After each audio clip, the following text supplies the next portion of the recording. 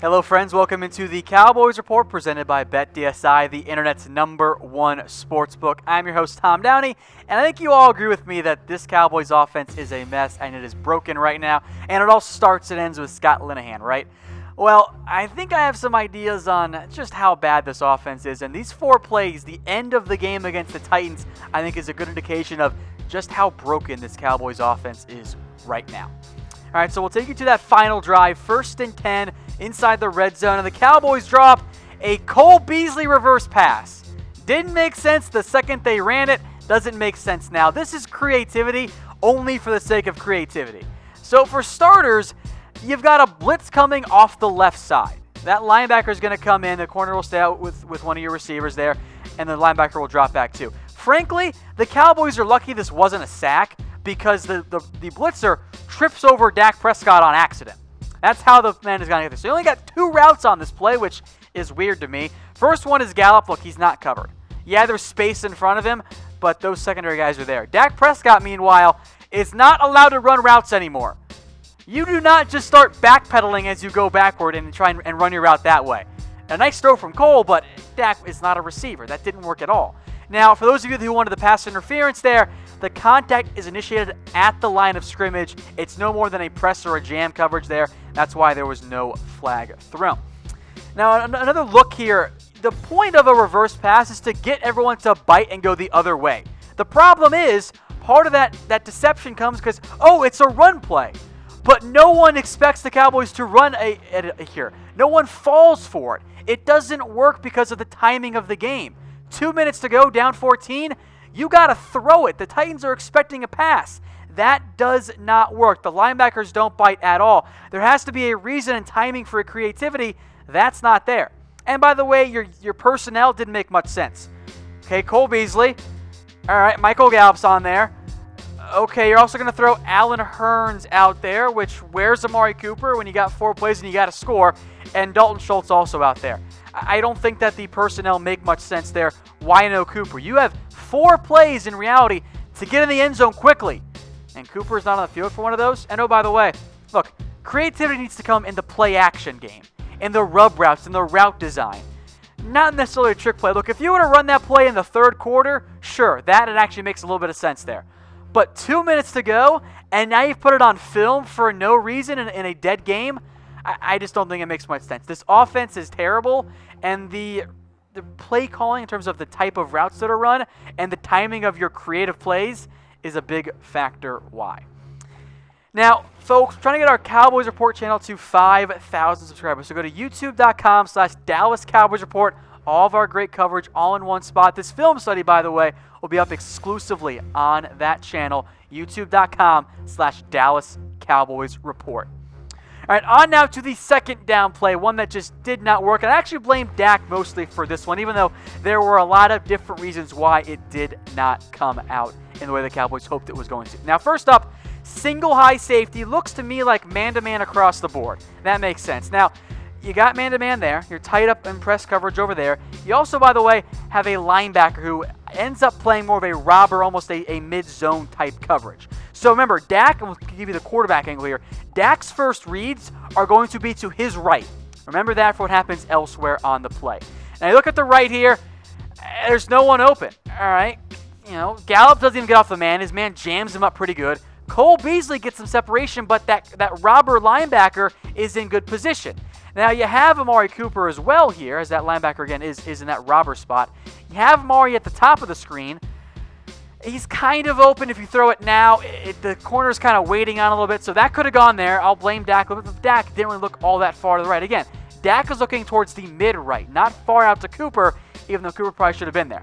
Now, his next read is to go to his left. And look what happens on his left. Rico gathers. Everyone's favorite, right? Matched up man-to-man on Kenny Vaccaro. Rico gets some press. Rico's bigger, stronger. He gets past him. Now, Dak has not looked there yet. Now Dak does. Rico's open. This needs to come out of Dak's hands right now. The safety will not get there in time. That could be 6. Instead, Dak just checks it down. He panics and throws it away to Zeke Elliott. Now, there's some pressure, but that's a pretty clean pocket in the NFL. If Dak steps up and fires that ball to Rico, it could be a touchdown. Instead, Dak gets skittish. That's what happens there. Instead of stepping up and hitting Rico potentially, or at least taking a shot, he just kind of panics and throws it away. And this is something I see more and more from Dak each time I go back and rewatch this type of stuff. I'm worried about that Falcons game. Dak did not step up and throw it deep. Instead, he checks it down. In reality, he kind of panicked. I blame Dak for that last play. Now, folks, today's show is brought to you by BetDSI. Go to chatsports.com/bet and use promo code Cowboys120 for a 120% deposit bonus. What that means is, put down $100, they'll give you $120 for free for a grand total of $220 to bet with on BetDSI if you use promo code Cowboys120. All right, time now for the third down play, which, as producer Brett can confirm, I called before it even happened. It's a fade route to Michael Gallup there at the bottom of your screen. Now, again, it's man-to-man coverage there. That's what's going on. There's single coverage, man-to-man. It is a predetermined read. Thank you, producer Brett, for taking off that lower third. The rest of your guys at the top, they're not even doing anything.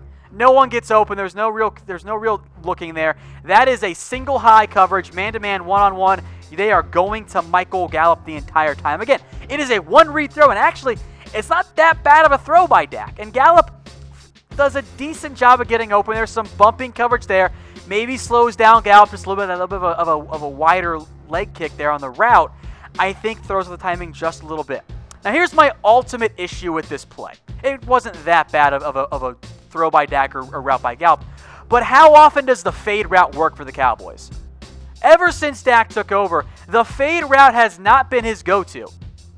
Why, when you've got 2 plays to get 10 yards, does Linehan go into his, okay, here are my trustworthy plays. Why is the fade one of them? That's what I don't understand. It still seems to me like Scott Linehan's overall game plan is, well, these are the plays that have worked for us 5 years ago. I'm going to do them again. That's not working. The fade route on 3rd and 10 should not be called at the inside of 2 minutes to go. And if you're going to do it, why is it to Michael Gallup? I like Gallup, but he's your 3rd best receiver. Why don't you do it to Cooper or something?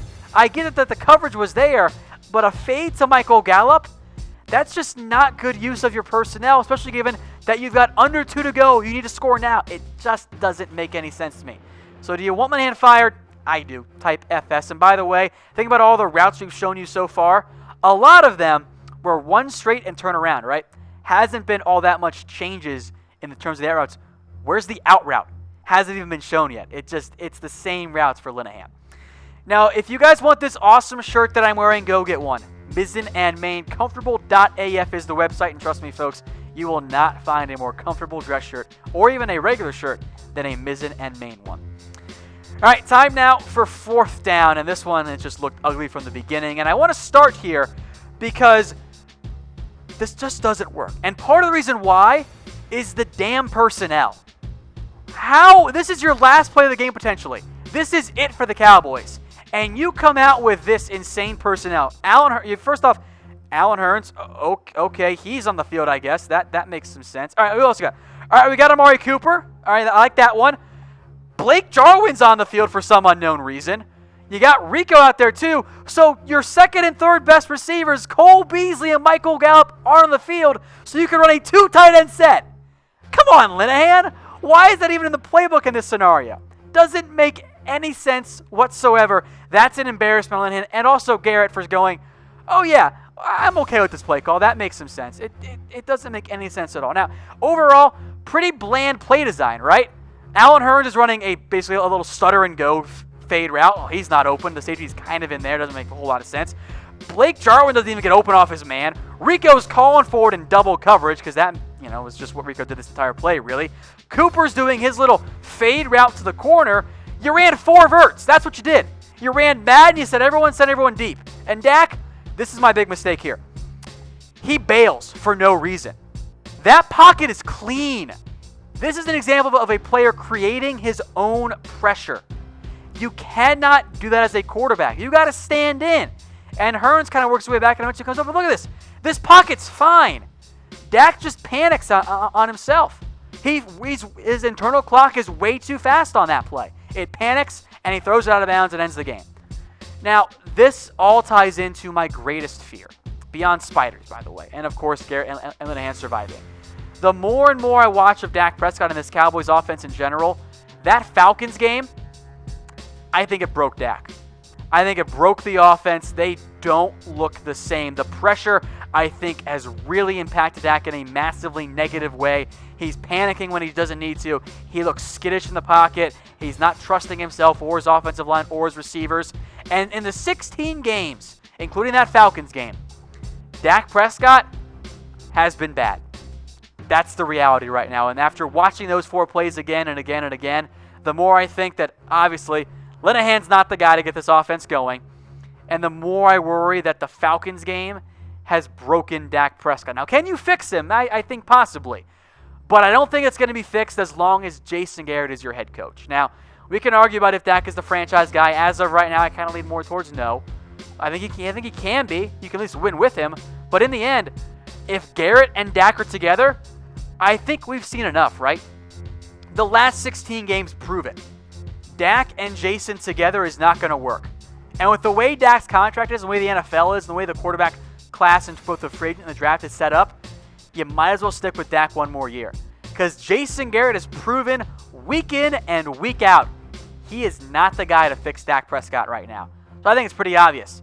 Fire Garrett. Let him go. Fire Linehan. Bring in a new coach for 1 year. See if he can fix Dak. If not, the 2020 quarterback class looks pretty darn good. All right, folks, we'll see you guys tomorrow for next Cowboys Report.